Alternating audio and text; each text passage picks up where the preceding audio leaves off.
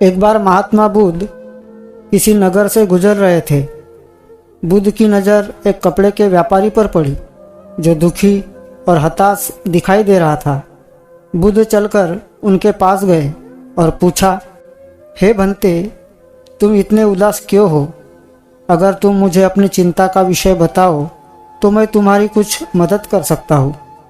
कपड़े के व्यापारी ने बुद्ध को प्रणाम किया और उनको अंदर बुलाया।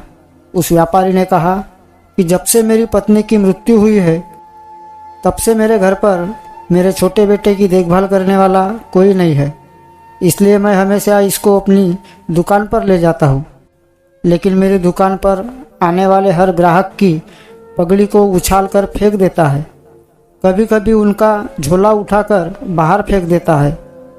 मैंने इसको बहुत समझाया, डांटा, लेकिन यह नहीं समझा। इसकी इस हरकतों की वजह से मेरे सारे ग्राहक खुद को अपमानित मानकर वापस चले जाते हैं। बुद्ध बोले, मैं तुम्हारी सहायता कर सकता हूँ, पर तुम मुझे वचन दो कि मैं जो भी करूँगा तुम उसमें दखलंदाजी नहीं करोगे, ना ही कोई प्रश्न करोगे। व्यापारी बुद्ध को वचन दे देता है। अगले दिन बुद्ध एक पगड़ी पहनकर आए और एक ग्राहक की भांति आकर बैठ गए। व्यापारी का बेटा आया और बुद्ध की पगड़ी को उछाल दिया। महात्मा बुद्ध मुस्कुराए और कहा, बहुत अच्छा, जाओ उस पगड़ी को वापस लेकर आओ। वह बच्चा दौड़ कर गया और पगड़ी लाकर बुद्ध को दे दी। अगले दिन बुद्ध एक कुल्हाड़ी और एक लकड़ी लेकर आए। उस लड़के ने फिर उस पगड़ी को उछाल दी। बुद्ध ने उस लड़के को कुल्हाड़ी और लकड़ी दे दी और कहा, जाओ लकड़ी को काटो। व्यापारी को थोड़ा सा डर लग रहा था कहीं उसके लड़के को चोट नहीं आ जाए, लेकिन उसको अपना वचन याद था। 7 दिन तक महात्मा बुद्ध कोई न कोई नया काम लेकर आते और उस लड़के से करवाते। शीघ्र ही वह लड़का भूल गया कि उसको किसी की पगड़ी उछालनी है।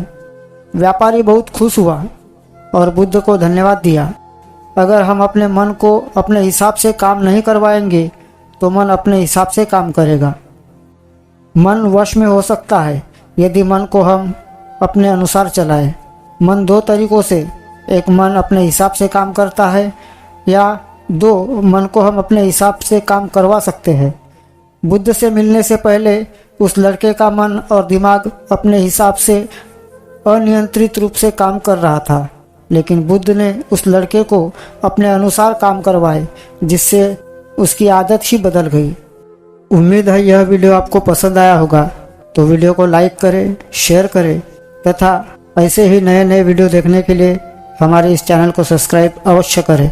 तो जल्द ही मिलते हैं एक नए वीडियो के साथ। तब तक के लिए आपका धन्यवाद।